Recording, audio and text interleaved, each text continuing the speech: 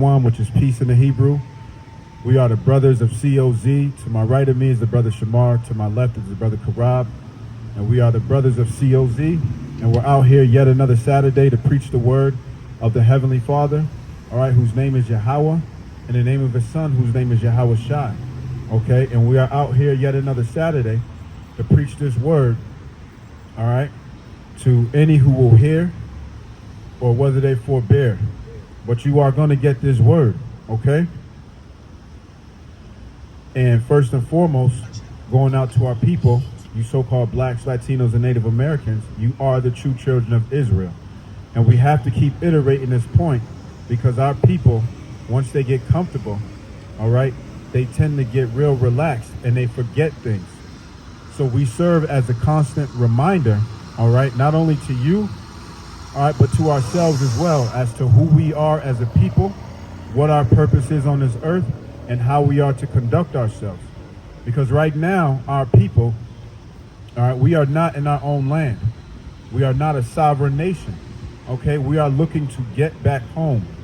We are looking to make it back, all right, to what the scriptures call the kingdom of heaven, all right?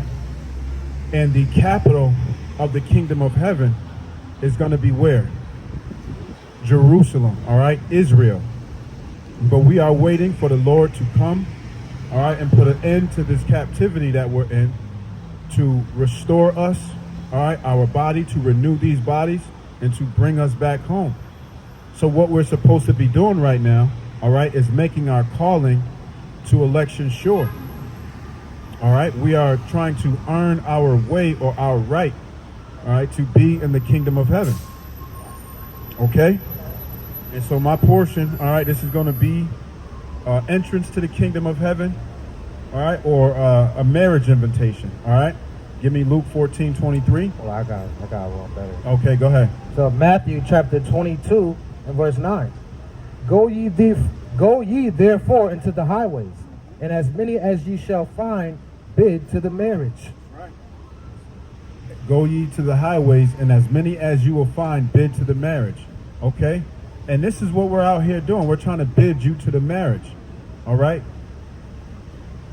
To you so-called blacks, Latinos, and Native Americans, and to the rest of you nations as well, man. All right? Hopefully, you can receive this word too, and you can conduct yourselves in the ways of the Heavenly Father. All right?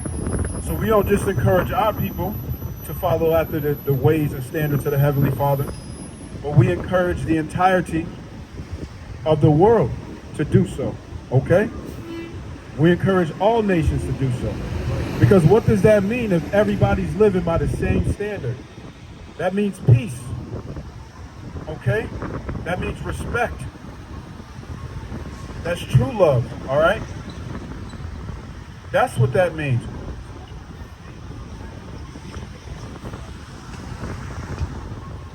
All right? And so we're out here on the highway and hedges, all right, to fish. We are fishing amongst the people, all right, to see who is trying to come back to the Heavenly Father, all right, who's seeking after this word, and who wants to enter into the kingdom of heaven. All right, give me Luke 14:23. All right, go ahead. And also, simply put, trying to do the right thing.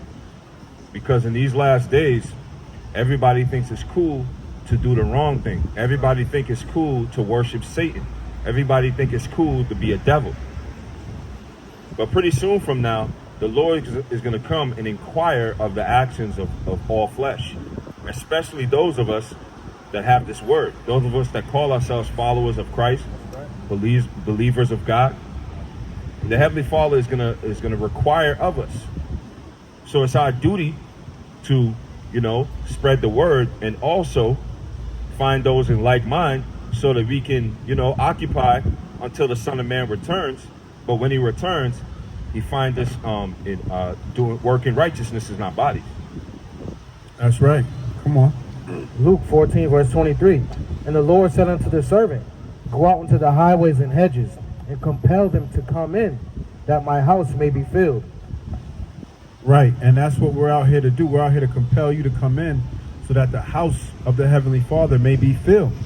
Okay, give me Matthew 10 verse 5. All right. This is why we come out here every Saturday and sound like a broken record, saying the same thing over and over and over. First and foremost, because the Heavenly Father, all right, he's a God of long suffering. Okay? And he's a God of mercy. Because let's be honest, man, if the Heavenly Father was to come back right now, how many of you can truly say that you're prepared? Or you've been trying to do the right thing. You've been trying to follow after his ways. You've been trying to make up for all of your mistakes. That you've repented. Okay? That you sought after him. How many of us can truly say that? How many of us can truly say that we sought after the Heavenly Father and that we're deserving of mercy? There's not too many of us that can say that, man. So this is why the Heavenly Father is a God of mercy, all right, and a God of long suffering, because he's given us a chance to get it right.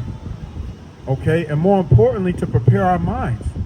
Because we know that we're living in the last seconds, the last moment of these things, right?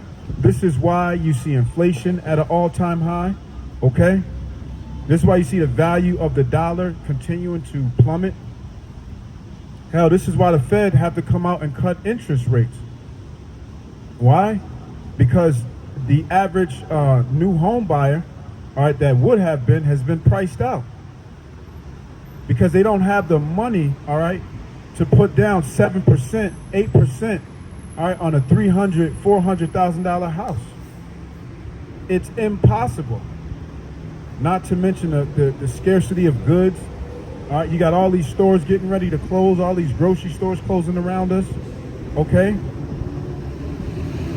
We have a very big issue going on in this country that I like to call, all right, the everything bubble.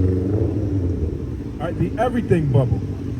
Where you have the housing market, okay, the retail market, the food market, okay, the small business market, whatever you want to call it, it's all getting ready to pop. All right, and what are these other nations doing? These other nations, okay, they are moving forward, moving ahead. They are usurping the authority and position of America. And a lot of you people don't seem to realize this.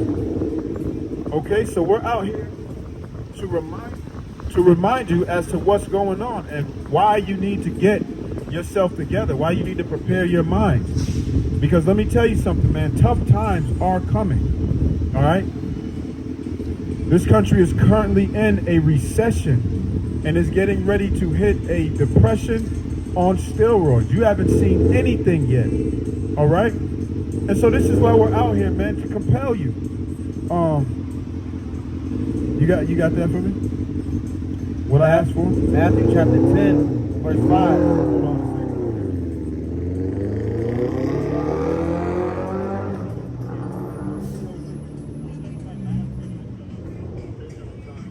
You got a pen? You got a... In my bag.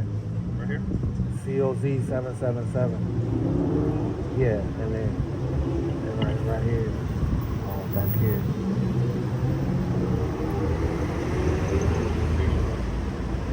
You can check it out if you want. Right here. That's like 10. The same lessons that we bring out here, they're on there. And more. It's the book of Matthew chapter 10 and verse 5. These 12 Yahawashi sent forth and commanded them, saying, Go not into the way of the Gentiles, and into any city of the Samaritans enter ye not, but go rather to the lost sheep of the house of Israel. Go rather to where? Go rather to the lost sheep of the house of Israel. And again, to reiterate, the lost sheep of the house of Israel is talking about the so-called blacks, Latinos, Hispanics, and Native Americans. All right? You are the lost sheep. That's right. A lot of you don't know that. You still walking around here calling yourself blacks, calling yourself Spanish, Puerto Rican, calling yourself Native Americans. Right. No, you are the true children of Israel. That's right. Go look up your history, man. Go look up the history of the Taínos, the Arawaks. That's right. All right? Go look up the history of this stuff, man. All right? And you will find out, because a lot of them, they say, oh, yeah, our roots go back to Africa. Right. Oh, yeah? Well, where in Africa? Right. You see, when you start to do some digging, you'll find out that the land of Israel is in Africa. It's That's in right. Northeast Africa. And this is where you came from. Around the time of 70 AD, when the Romans came in and sacked the land of Israel, our people had to flee unto the mountains. All right? And where did they flee to? They fled into the interior of the western part of Africa, man. God. This is why you see a lot of our people, how they ended up in a lot of Nigerians, a lot of how you say Ghanaians? Ghanaian. I can't. I always mess that word up. Yeah. All right, a lot of them are really Israelites, man. Okay, and guess what? A lot of our people, you know, you walk around, you know, you may speak Spanish, you may speak Patois. Yep. They speak in Haitian Creole. You're Yep. speaking the language of your oppressors. Your original language was Hebrew. Now, we don't know the true Hebrew today, okay? But when you go back and you look at the history, all right, of how you started speaking these things and how they came about, you'll begin to understand exactly who you are, all right, where you came from, and why things are the way that they are. That's right. Okay?